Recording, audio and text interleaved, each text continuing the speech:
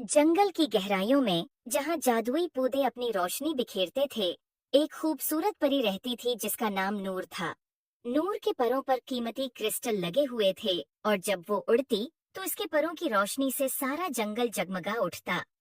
नूर हमेशा से आजाद और खुश मिजाज थी और अपनी चमक से अंधेरे को रोशन करती थी। एक दिन जब वो जंगल में एक नायाब जादुई फूल तलाश करने गई, तो नूर ने एक खूबसूरत नायाब फूल देखा जो बहुत चमकदार और दलक्ष था। जैसे ही उसने फूल की तरफ बढ़ने की कोशिश की, अचानक एक जोरदार आंधी चलने लगी। नूर के नाजिक पर इस आंधी की शिद्दत को बर्दाश्त न कर पाए और एक जोरदार झटके से टूट गए। नूर नीचे गिरने लगी, इसके परों की रोशनी मुद्दम होने लगी और वो जंगल के गहरे हिस्से में आ गिरी। जब वो जमीन पर गिरी तो उसने अपने परों को टूटा हुआ और शदीद जख्मी पाया। इसका दिल टूट गया क्योंकि परिंदों की दुनिया में परों के बगैर परवाज करना नामुमकिन था। वो परेशान और बेबसी के आलम में वहां लेटी रही।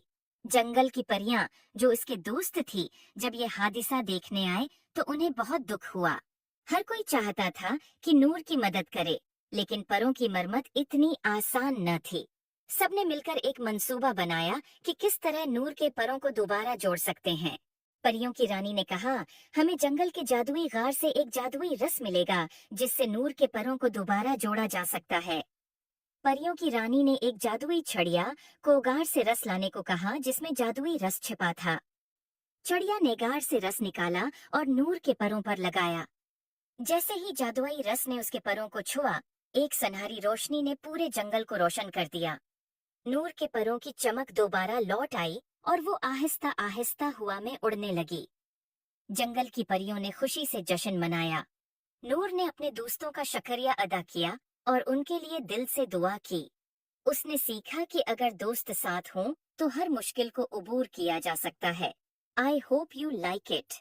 Please like and subscribe my YouTube channel for more videos.